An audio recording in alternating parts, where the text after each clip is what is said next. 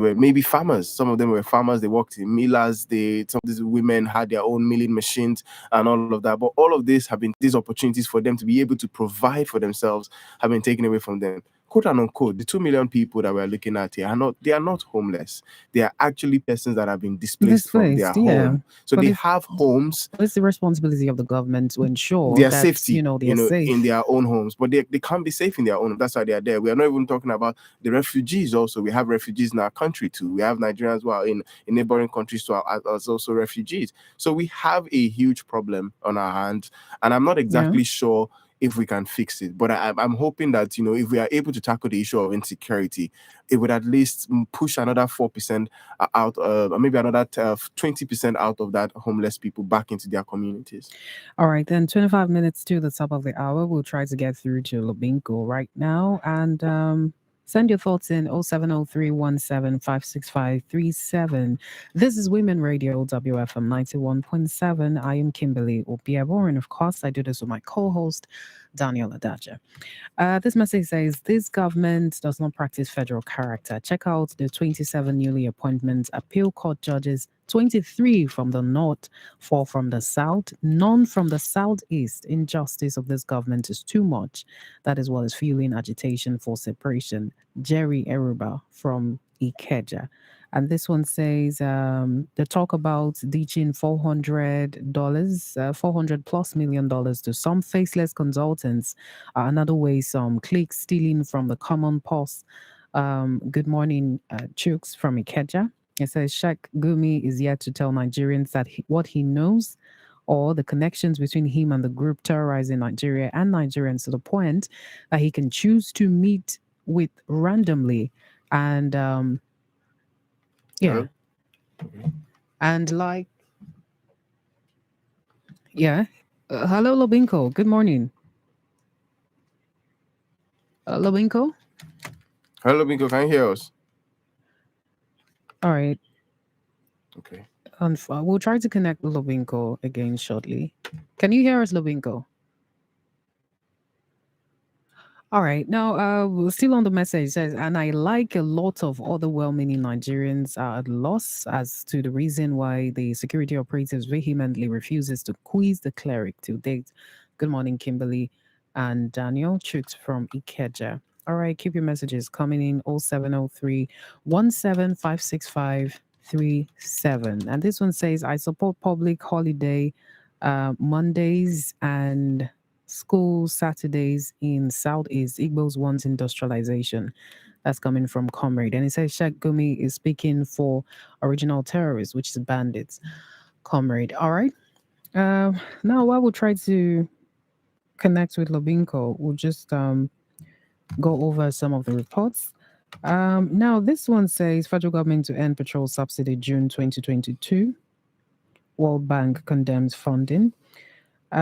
Details the World Bank has decried the continued spending by the Nigerian government on petrol subsidy, which it said is on track to uh, gobble up 2.9 trillion naira this year.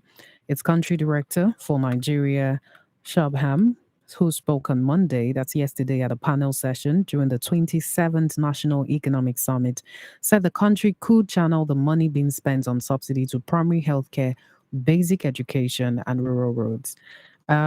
This year, I'm quoting him now.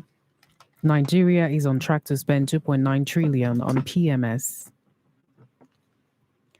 Is that Nigeria is set to spend 2.9 trillion on PMS subsidy, which is more than it spends on health.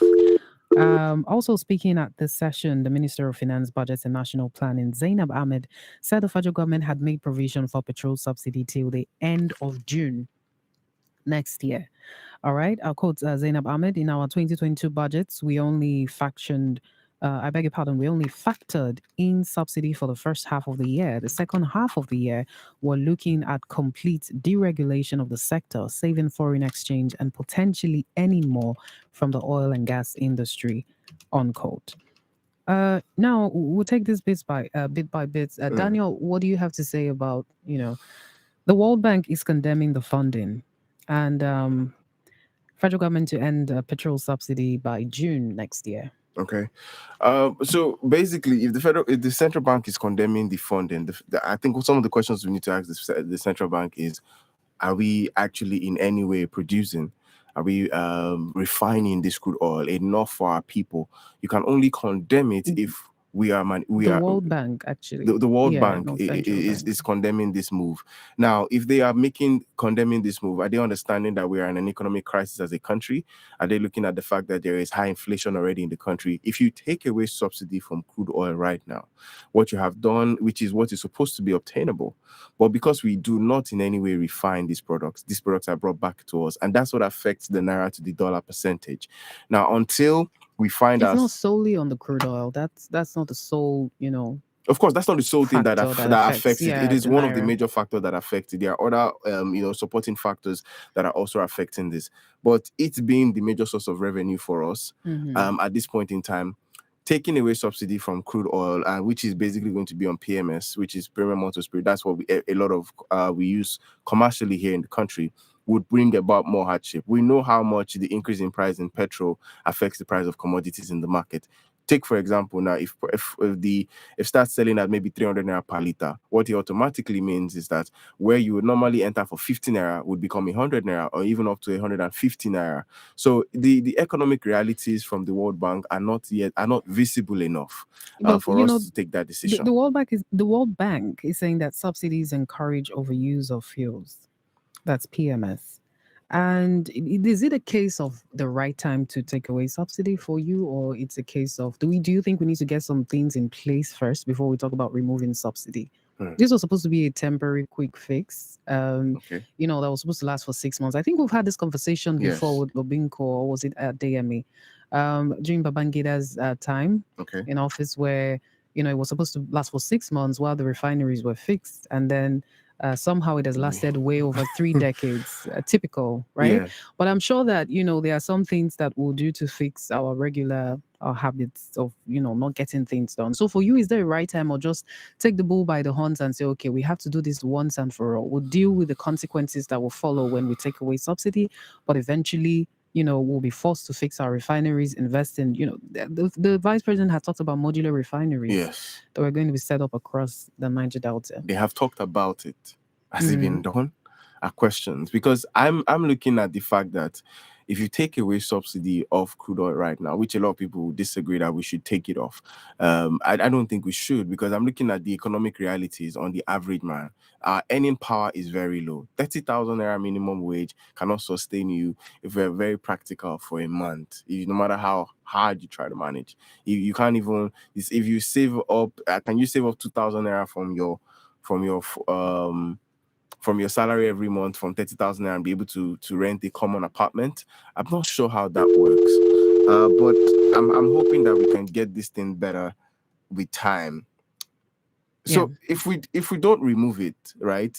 I think what I want the government to do is, if we're going to take the bull by the horn, it means that they have to be very drastic about ensuring that our refineries work. Mhm. If you're not going to ensure that our refineries work, please kindly sell them to private people. Let private owners manage it. Isn't that going to be counterproductive? I don't think The if we same did was that with done with power, we did it energy. with We did it with power. power, but how is that panning out for us? No, the reason why it did not work with power was because we had people who were very selfish. There was nothing that stopped Okay, the the question now transaction is from sell working. to who? Because a school of thought has it that even when you Yes, sell this, it is still within the same circle of people of that can people. afford to buy it, and then so Word. sell to who exactly? I think there has to just be a lot of transparency, because at the end of the day, it's the people with money, people with vision that would have to be. I think it has to be a case of, who are these investors? What are they willing to offer us as people? And that's the mistakes we have made, I think, at the government level. They had always looked at their pocket first. If the government at the time when we were privatizing our power sector had looked at how, now look at the mandate that was given when the privatization of the power sector was done, that every house in the country would have been metered by the end of 2015. Mm. By the end of 2015, we still have over 25 million houses yet to be metered. Mm. So the question is, why have they not fulfilled on their promise? What are the challenges that they have met with, right? If we're generating 12,000 and we're only able to distribute 4,000, then what is the problem? So we as a country to have not met our own side of the bargain. So if we're going to privatize the oil sector, for example, our refineries to be precise, what that would mean is that our government ready to put every card on the table and ensure that they also do things by the books, so that everybody can be held accountable. We are failing to hold the distribution company right because the transmission company has its own fault, and maybe the people that are supposed to supply meters also have their own fault. So until these issues are properly taken care of, Yeah. we might not be able to get headway. All right, we'll still try to connect with our analysts this morning. This is the newspaper review on Women Radio. I am Kimberly Obiabor, and of course, with my co-host Daniel Adaja. This message says, "Good morning. I'm Abiola from Ikeja. Until we don't stop importing PMS, subsidy should not be removed. We still need subsidy on gas." All right. This one says, "I stand with Kano on their demand for 1% special status so that there will be enough for some people to pocket in Bubarigas, Chiki." All right. What's going on with the network? Lovinko, for whatever reason, we can't connect with you. We'll keep trying. We still have some time to do this. The newspaper review runs till 8:30. And now, so message portal 070317565537. NYSC plans trust fund to make ex-corpers entrepreneurs. Now, the National Youth Service Corps yesterday appealed to the National Assembly for support to establish a national trust fund that would provide capital for 7 core members to start businesses. The organization said that the NYSC Trust Fund would accelerate economic growth and reduce restiveness, violence, and criminal tendencies among the youths. The DG of the NYSC, Brigadier General Shaibu Ibrahim, said this at the opening of a 4-day seed, like a project on the Okay. establishment of the NYSC TF in Abuja. Now, he said, "We have already forwarded a letter to the National Assembly, and a communique from the project will be sent as well. And it will further buttress the zeal towards establishing a trust fund. But we need to let the public know and support the NYSC on the initiative." All right, so let's get your thoughts. So I'm a little worried that this initiative is being set up after the NYSC program. The question is, what is being done before the NYSC program? Yeah. Why are we not addressing the fact that we have an academic deficit that doesn't prepare young people for entrepreneurship till after they are done with 4 years in the institutions? Why are we not ensuring that they acquire enough skills within the academic period, and then they can set up themselves by the time they are done with their schooling? Now, in Germany, for example, whatever you are studying in Germany, there are certain institutions in Germany currently that ensures that you acquire a physical skill, from plumbing to electrical, irrespective of what you're studying in school, to tailoring. It is part of your program. So why are we not looking at integrating this with the program? Why wait till after you are done? It's like what we do. Do we still have home economics in schools? I think that was I did almost that the in case. secondary Yes, school. they were I did that teaching in secondary school. they were teaching sewing and cooking yes, and cooking all the of rest that. of it. I think where we need to correct this is from the primary school. Why should somebody be done with the whole year in school, and then you're talking entrepreneurship? I find that discouraging, because at the end of the day, the whole essence of going to get a degree is to be able to get a job. Plus or minus, it is to get a job. Yeah. I don't need to go to the university to become an entrepreneur. I can go to the university to study business administration, right? You can go to the university to collect a degree. University to be an entrepreneur as yes, well. you can go to study university business. It depends on your, Agreed. But if you are raising funds, if you are creating a trust fund for somebody who is going to be a caterer, creating a trust fund for somebody who is going to be somebody who should have gone to a culinary school, for example, and had gone to read microbiology, spent 4 years reading microbiology, and then when they got on that NYSC, and then they did the side program, and then they felt like, oh, I think I'm great at this baking thing and all of that. They could have done that 4 years, and they would have even gotten like what do they call it? All these chef stars. I don't know what they call them. They call them now. There are schools for that. There are schools as well. for these things. Yeah. Somebody had spent 4 years reading maybe mathematics, for example, and then he says he wants to become a fashion designer. Well, that's a person's problem. I don't think that's for the government. You don't hold the government responsible. I want to for hold that. our academic system responsible for that. The academic system doesn't in any way prepare you to be able to decide where the direction of your life before that. But I think if you find out these things early for yourself, this is what I want, you would know that. For example, I know that in OAU, they study music. Mm-hmm. So if you want to do music, then you can go and get a degree in music, and I think some schools do arts, fine arts. So Yes, of I course. haven't paid attention. There's fine art. There is like bachelors in those fields. So if you want to do that, then it's up to you to say, okay, this is what you would want to do. And I then think now we hone can your have this skills. conversation right now Yes. because there is a lot more enlightenment. Mm-hmm. Date back a little bit, 20, 40 years ago. Mm-hmm.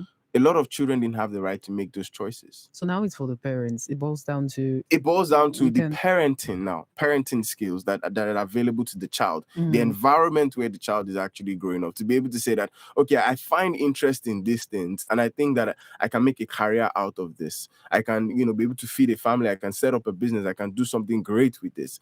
But now that there is a lot more awareness, I think what we need to do is to find a way to take this particular trust fund to as far back as secondary school. Let's ensure that there are enough vocational skills available at secondary school level so that not everybody needs to get a university degree.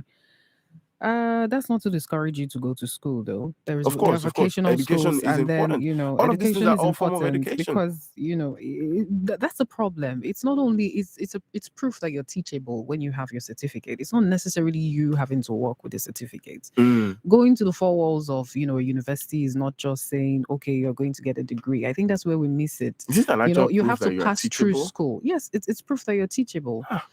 Some would argue that even exam is not the true test of knowledge. Some true. would say, okay, there's so many debates coming up as regard that. But going to school does not necessarily mean, yes, it's to get a job, but at some point, that's not the only thing you get to learn when you go to the four walls of university. True. You learn so much about, the world we live in, and Very true. There's a lot more to learn. So now with a lot of youth saying they don't believe in going to school anymore, I disagree. You should go to school, vocational school, be a fashion school. Yes, it's very important. All right. So Labour disagrees with government over enforcement of COVID-19 vaccination. Now, the NLC has asked the federal and state governments to use persuasion rather than force to get workers and members of the public to take COVID-19 vaccines. It, however, urged Nigerian workers and eligible members of the public to go out and take the vaccines, describing it as an effective remedy to avoid the associated sickness and hospitalization. Speaking at a media briefing to unveil the COVID-19 vaccination for the advisory for the federal government, federal civil servants, I beg your pardon, in Abuja yesterday, NLC President Ayuba Waba said that though the vaccines for the control of COVID-19 has been scientifically proven, the tool of persuasion and conviction be used rather than force to get members and the populace to take the vaccine. He also urged the government and other employers of labor to make special arrangements for workers to access the vaccine at their respective workplaces. All right.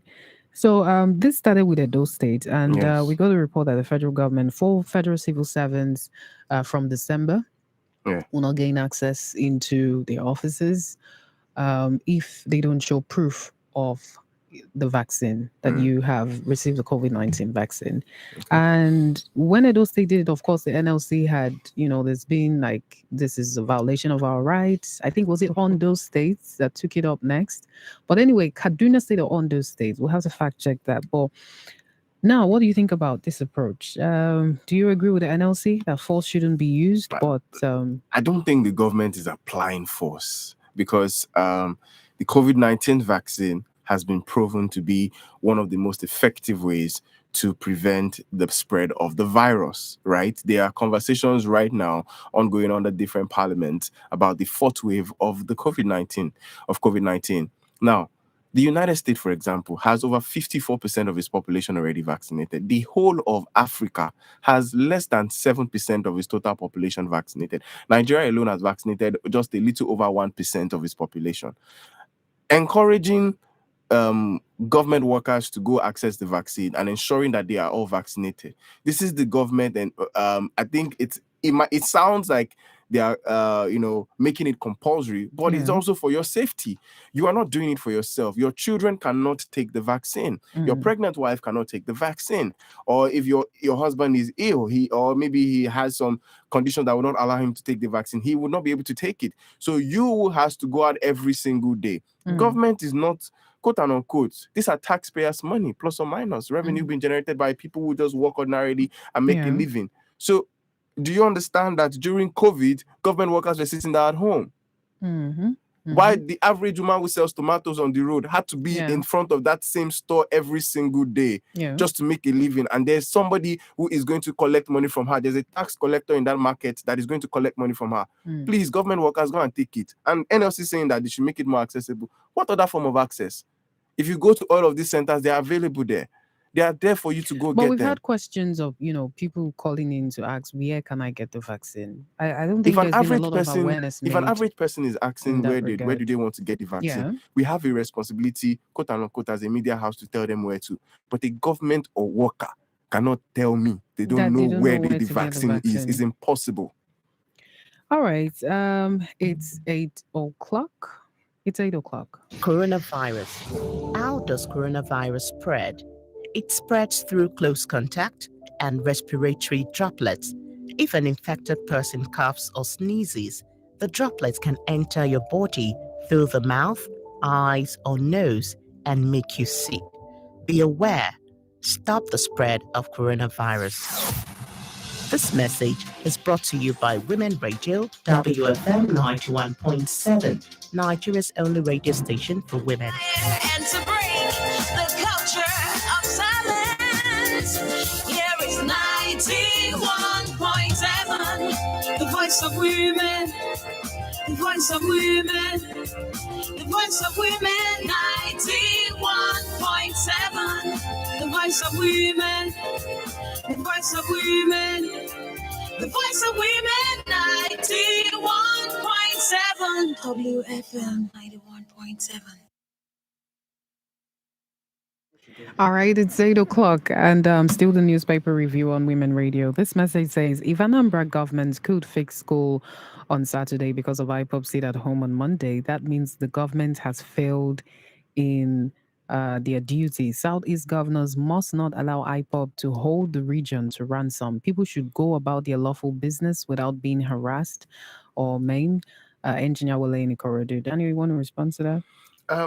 Well, I don't have a lot of details on that, but I would take it up from the point of where IPOB might have just step a little bit gone above the line in terms of trying to pass down a message and drive home their agenda, which I think they have to tread carefully, infringing on the rights of the people, and I think it's a form of fear, because people who just willing to just sit down at home and not go about their daily activities when it's not an NLC strike, it comes from a place of fear. And when you're instilling fear in the hearts of the people, you can't dictate how the government would respond or how people would respond to fear. Okay. All right. This message says the system in this country has made it difficult for graduates. After some years, no job, graduates become transporters. May not be what he wants in the beginning, but responsibilities had turned it to be. We need leaders that can bring in good policies. Abiola from Ikeja. All right, keep your messages coming in. This one from Comrade. Says, Daniel, I don't support you. Daniel, come and give us the vaccine. Supposing I tell you that vaccine is being hoarded in Otta. Is it true that some people get to hoard these vaccines? I have no proof to that information yet as we speak, and I don't think I've heard any report yet. If I've seen any report, I would definitely, or if I maybe haven't done enough read up on maybe any report on vaccine being hoarded. But to the best of my knowledge, I've not heard of that. Maybe we do not have it. I know that we're expecting a new batch of vaccine in the first quarter of next year. About 58 million doses of vaccine are supposed to come in next year. So the doses that are not being charged to take the vaccine. I don't think because as I won't we be speak, anybody is being surprised charged to take the vaccine. It's still absolutely free, or I don't know, unless maybe you're outside of the country. Even outside the country, I think it's still absolutely free, depending on where the type of vaccine you now want to get in some countries. But so far, it's still free. So please, if anyone is asking you for money to take vaccine at any vaccination point, then please report. It's in your rights to not pay for the vaccine and report to report to. Now, the JAM warns varsities others against illegal admission. On this report, now the Joint Admissions and Matriculation Board has warned universities and other tertiary institutions in the country running degree programs against directly admitting candidates on their sandwich distant learning part-time and other programs. Now, the board stated this in its weekly bulletin publication released and made available to the press by its head of media and protocol, Dr. Fabian Benjamin. Now, it stated that admissions to various programs in the nation's higher institutions must be processed through it, warning the institutions against flouting the new rule. The JAMB would no longer condone any irregular admission by the institution. All right. Now, according to the bulletin, illegal admissions was contained in an advisory issued by the board.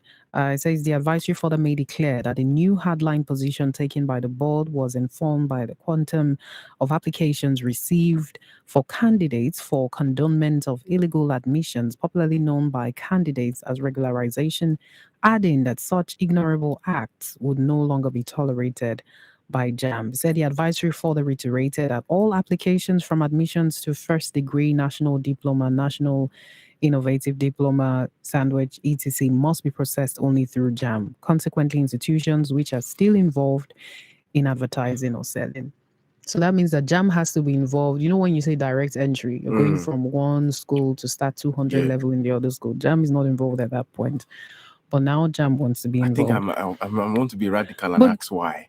Why does JAM have to be involved in everything? Earlier on when we had the reports of JAM saying they will no longer set the cutoff marks to get admission into universities, and some people questioned the essence of JAM if that's going to be the case. Yes. And why should we even have JAM when we still have post UTME? When we still have to make students write post UTME? So is it that the universities they don't believe in the credibility of JAM? First of all, our education has been watered down. For us to even be talking about irregular admission and to talk about illegal admission in the first place, it shows that we have watered down the quality of the education that we are offering to Nigerians and the future at large. On JAM, wanting to be involved in every of this process and everything, I'm a little worried because why would JAM want to be involved in everything? I'm not saying that is what is obtainable right now. That is actually the only thing that is obtainable. Every form of admission, if you're going to process, even at the point of when you're done with school and you want to file in for your NYSC, there is a JAM slip you have to go and print out to show that you actually gained admission into that university, and you have to buy a scratch card to print that out from JAM portal, right? So that is still like the only acceptable way of getting things done. Yeah. But with the evolution of technology, with the evolution of access to education right now on the digital platforms, I think there has to be a very tough talk with JAM. Like you rightly said, which is questionable. If JAM is no longer going to serve cutoff marks, what is the essence of taking JAM exams? People can just apply to whatever institutions that they want, and if they pass, they can get admission, and that's it. Because you pass JAM, you pay for the JAM form, you pass the JAM, you pass the cutoff. You still have to write post-UTME. You still have to write the post-UTME, and then when you don't get to the cutoff in the school, then they tell you lose admission. For one more year, you have to wait at home. So what's the point? I also think that we need to have a total revamp of our educational system.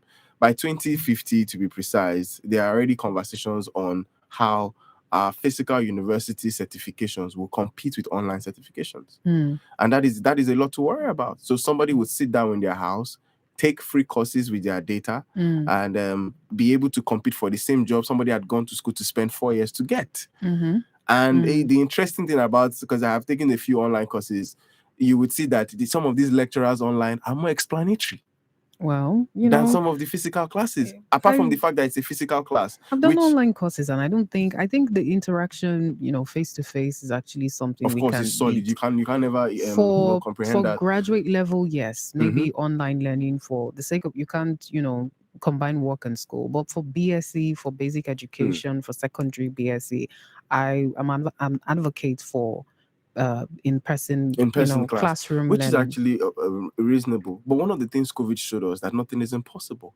We saw primary school children having classes and interactions via the computer. But so then they had to go back to they had to go back to that, because that thing of isolation, we're already dealing with a lot with our smartphones, and the Mm. digital era is already, driving people more into isolation. Okay. No one has ever felt, we've been more connected than ever, but never been more alone. More It's alone. like, Absolutely. everyone is on their phone True. 247. Now, when you introduce digital learning, you're making a bad situation worse. Isolation is because one of the reasons people go to the salon, for example, sometimes is to socialize. True. You can have the hairdresser come to your house, but sometimes you just want to, stroll out, have a conversation, hear the See new gossip, see people. what's happening. Breathe a different air. So that's why even people in developed countries will say, okay, this whole robot thing, we don't want it, in The certain AI. areas, because now people are going to be further isolated, and that will even bring up more mental issues, because that has to do with more of that as well. So now when you say digital learning, you can learn in your home. Where is the socializing? That's even just one aspect to look at it.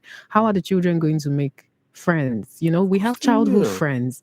It's different when during break time you go and You have go and you play, people play, yes. and there is that Interaction. interaction, and then you are even made to when there's a deadline, you work harder to meet up with that deadline. With online learning, most times it's more flexible Mhm. than the class face-to-face learning. Well, I think So we would there have are so to many- adjust. There's so many, as much as there are a lot of advantages to digital space and to the Mhm, new mhm, advanced world that we're mhm. looking at, there are also challenges that comes with it, which I think we can be working out. For the issue of the school of interaction for Yeah. children, I noticed that what they I was reading a report, but where I don't have the whole detail now, but what they did was, as kids were learning inside the house for digital learning, they had playgrounds, open playgrounds where parents can bring their kids to, and they can come and play in those playgrounds. Yeah. You meet people in the playground. Parents will sit down, watch their kids play, and maybe after 2-3 hours or 2 hours at most, you take them back home. You really can't beat the tales by moonlight moments, the break time moments, those childhood memories where you play with your childhood friends. Of After course. school, you both learn in school, you fight, you write You down walk names of home. noisemakers.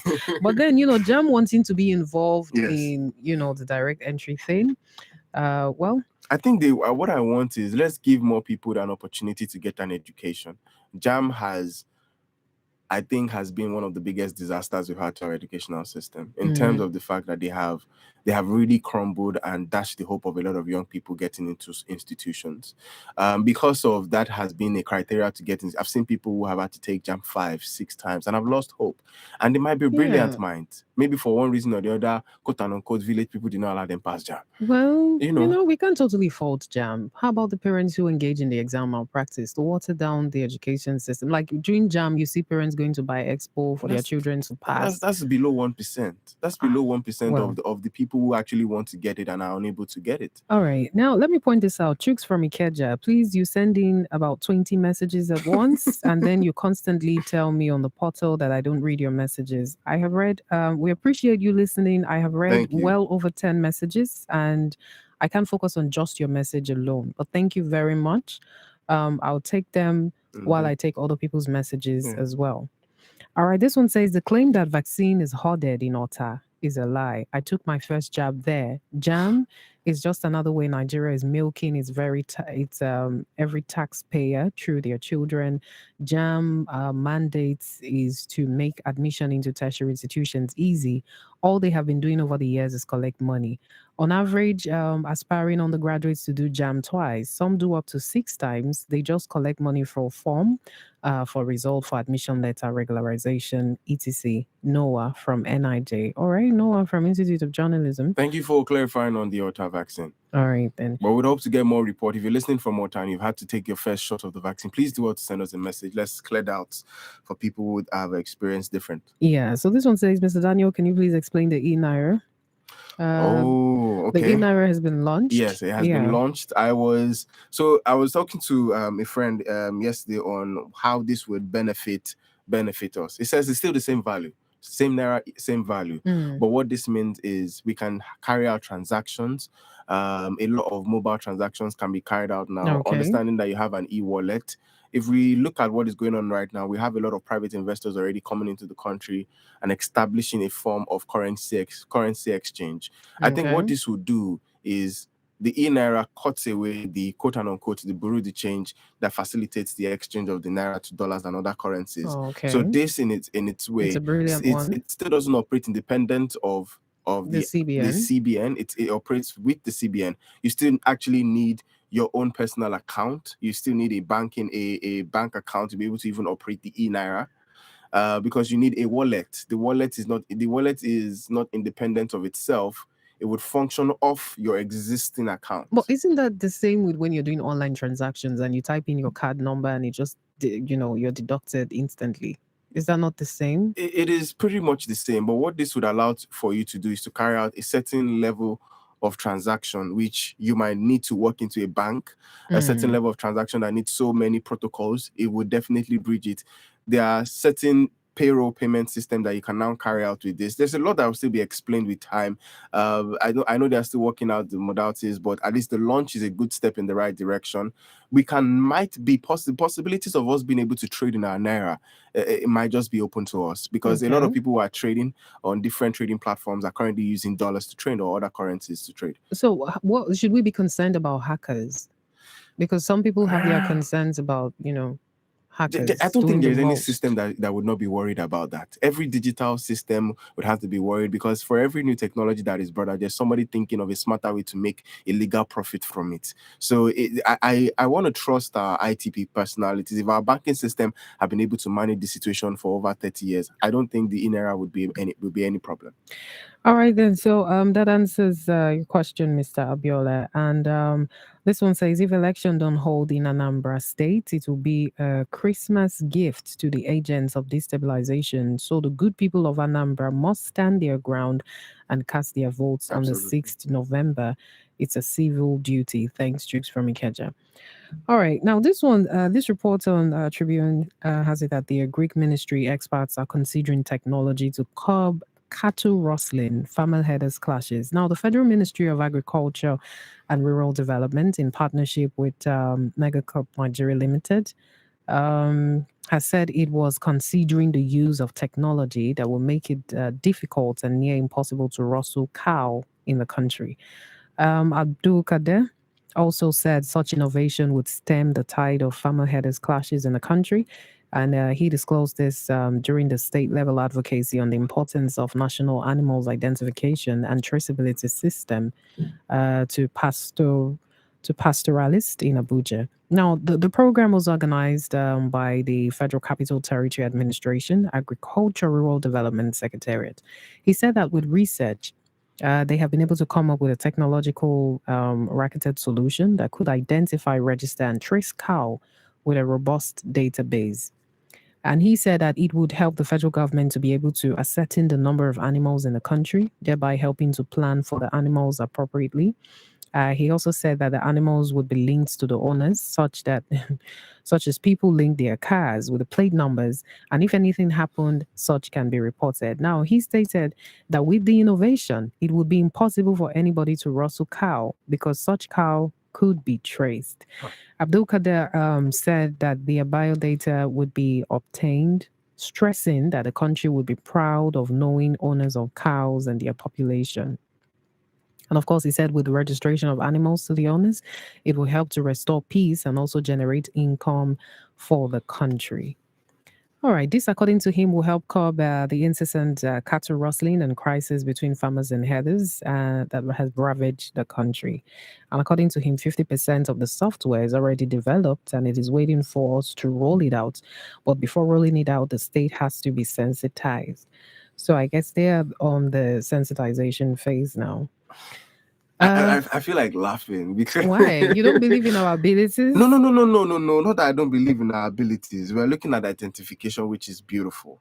But I'm thinking we haven't dealt with ranching, which I think is an integral part of dealing with the farmers herders clash.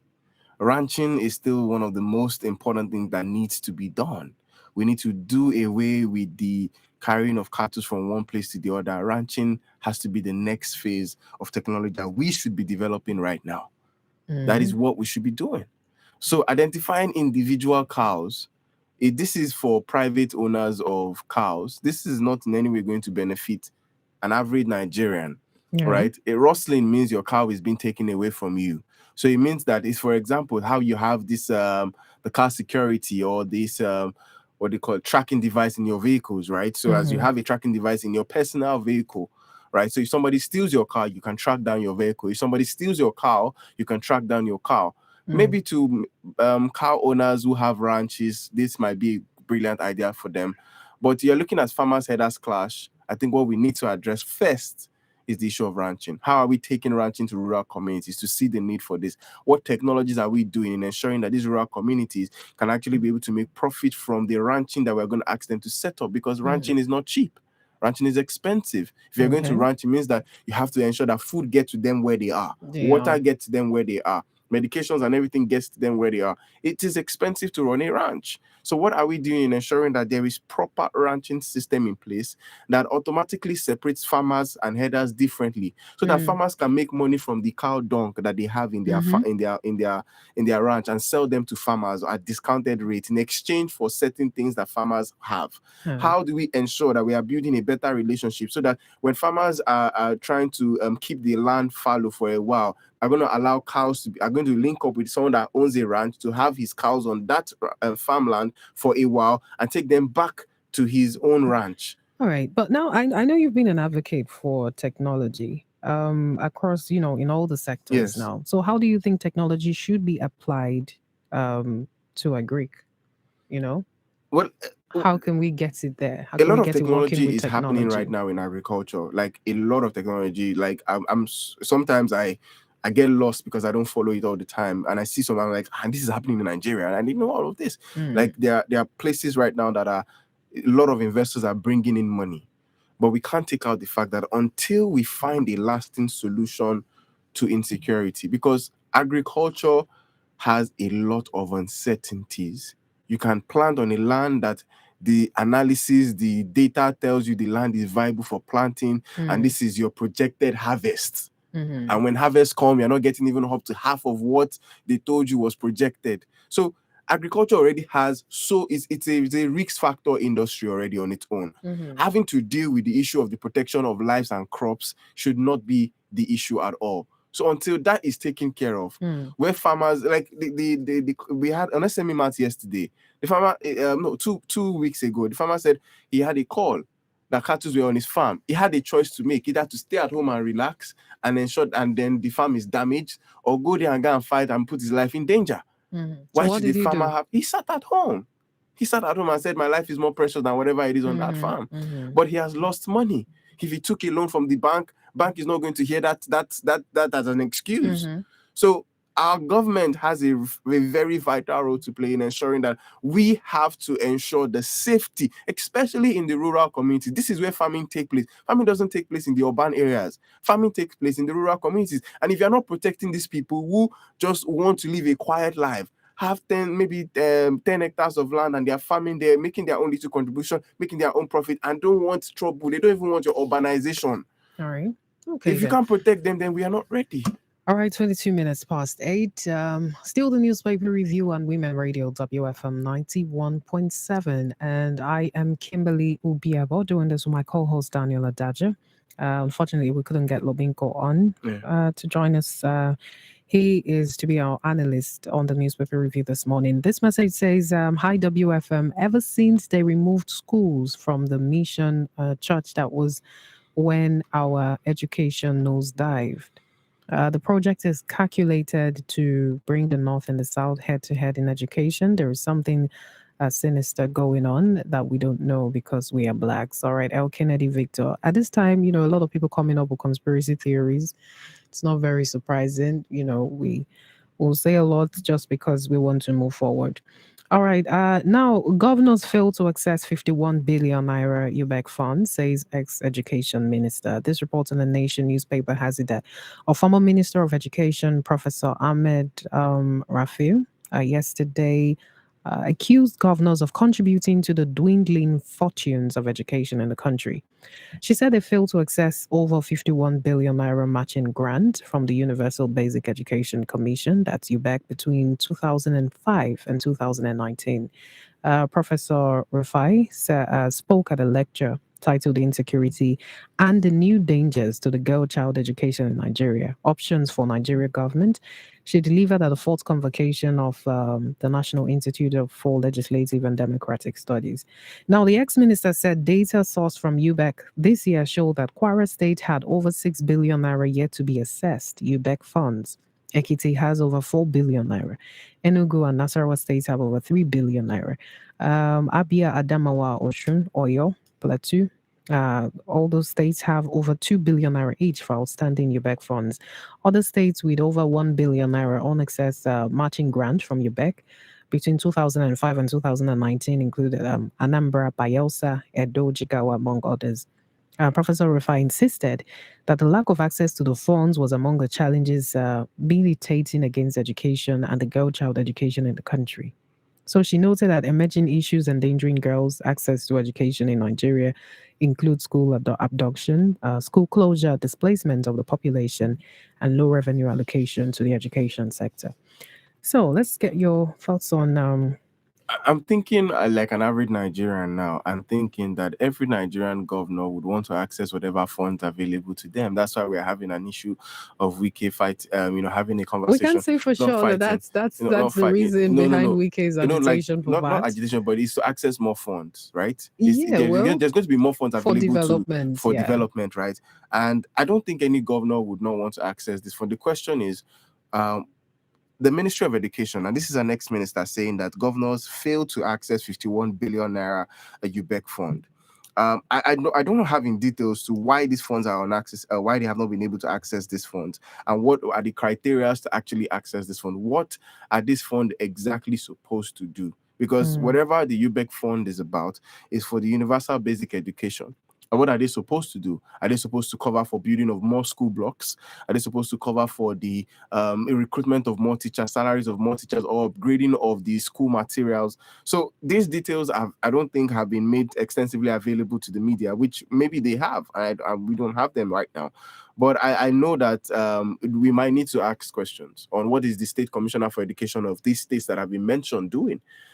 What are their promises with regards to what are their mandates given to them by the governors? Because as much as we want to hold the governors accountable, they have put people in place to be able to take care of these issues. All right. This message says morning in the studio. On Shakgumi's comment, if you compare Sunday, if you are to compare, okay, Sunday Igboho and Kanu, I'm sorry for nothing because Sunday Igboho says some people who are not from Yoruba land and they're killing Yoruba with bandits who, okay, to me, if you like, call them terrorists or not, they should not extend their criminality here from additional Wasiu from a corridor. All right, additional Wasiu. Thank you. You want to quickly respond to that? Now, here is what Sheikh Gumi has to say now. Let's talk about this one before we wrap it up on the newspaper review. Clergymen should talk to Igboho IPOB like I do with bandits. That's coming from Gumi. Now, controversial Islamic scholar and preacher Sheikh Abubakar Gumi has called on clergymen to talk to Yoruba rights activist Chief Sunday Adeyemo, popularly known as Sunday Igboho, and the IPOB, just as he does with bandits. So Gumi has recently been calling for negotiations with bandits, saying it will end kidnapping and other criminality across the north and other parts of the country. He had earlier in the year met bandits in Niger State to discuss the release of abducted students and teachers of Government Science College, Kangara. And these, as he advised Igbo and Yoruba clergymen to speak against the secessionist movements championed by IPOB and Igboho. Now, the statement read in part, and he is already and is still devastated by this madness for over 12 years. If we allow terror to set into these raw, naive, unexposed bandits, that's NE, is not West, will be immune sooner than later. Already, IPOB is destroying the Southeast, and Igbo has set the ball of confusion rolling in the Southwest. Okay, the statement read further. Now, taking over what he has to say, Shakumi, let's go over that quickly. And the part of negotiating with bandits, you think that further empowers the bandits? Of course it does. Even I if believe it clergymen are does. to be in talks with, IPOB and the rest, like he has suggested. If we can deal decisively with armed robbers, do we negotiate with armed robbers? Do Okay. we are we supposed to negotiate with kidnappers and people who are maiming and killing people and spreading fear? No, I think decisive decisions need to be taken to be able to deal with these issues. But on the issue of clergymen, getting involved in this, I want to call it political, tussle or a political economic tussle. I think that it would further, not it would further dilute the whole situation. I don't like to mix What religion role do with. you think religious leaders, not just clergymen, Yes, or what role do you think religious leaders have to play when it comes to tackling the insecurity we have ongoing in the country, be it with spread the message bandits, of be it with peace. farmers and headers, be it Yes. with They have a role to spread the message of peace. We have certain religious leaders that have been opportune to meet one-on-one with the president of the country. We have Is it just meeting and dining with the president, well, or not should just they meeting and tax members to do more? Just like, people are made to pay first fruits and tithes. I'm not saying, Yeah. anything is wrong, but I'm saying that should they be as much strict measures, applied to say, okay, you must do this in your part or on your end to ensure that we have peace in the country? Yes, of course, that is the message that they have to preach. The message of peace and love is what they have to preach, and how important it is for us to live as one, irrespective of our, religious differences. I think one of the things we need to try and do is to where we see different religious institutions coming together to do things for themselves and work together. I've heard Okay. several times that right here on this Lagos Ibadan Expressway, when the traffic used to be very terrible, how NASFAT and Redeem would collaborate in ensuring that traffic is eased on that road. Those are little things that needs to be done in various communities. When Muslims are maybe having their fasting and then they need spaces for they need the churches can open their floors for them to be able to have their prayers inside of it. So I think there has to be physical evidence of peaceful coexistence between these two religious institutions, and for that to be able to thrive. All right, then that's how we'll wrap it up. We'll just take some messages. This one says, "Good morning, WFM. This is not a slap to the president of Kumi telling Mr. President not to address bandits as terrorists. What is really happening in this country? Why is this relationship with Kumi? Why this relationship with Kumi is so rigid? Though time will tell." Anderson from Itoki. And this one says, "You cannot totally fault JAM because they have to regulate the great number of students seeking admission. What will be the mass admission when an encouraging society for employment does not correlate or match with such massive school admissions? So they're Besides, gatekeepers. when there is mass admission, it reduces education standards." That's coming from Damien. I disagree on that last part, though. All right, we'll continue the conversation tomorrow. This one says, "Hi, WFM. So Gumi knows where the bandits are. So what are we talking about?" L. Kennedy, Victor. This one says, "Morning again in the studio. If we Nigeria do not do the needful now by decentralizing this country, I'm afraid anything may go wrong. More than we think," from additional one say in a corridor. All right, we'll continue this conversation tomorrow, same Yes. time, 7:30 to 8:30 a.m. Thank you for staying tuned all the way to the newspaper review on Women Radio. We'll talk again at 9. The news will follow. The news will come up, and then a panorama follows almost immediately. From Daniel and myself, I am Kimberly Obiabo. Thank you for your time, and enjoy the rest of the Full Breakfast Show.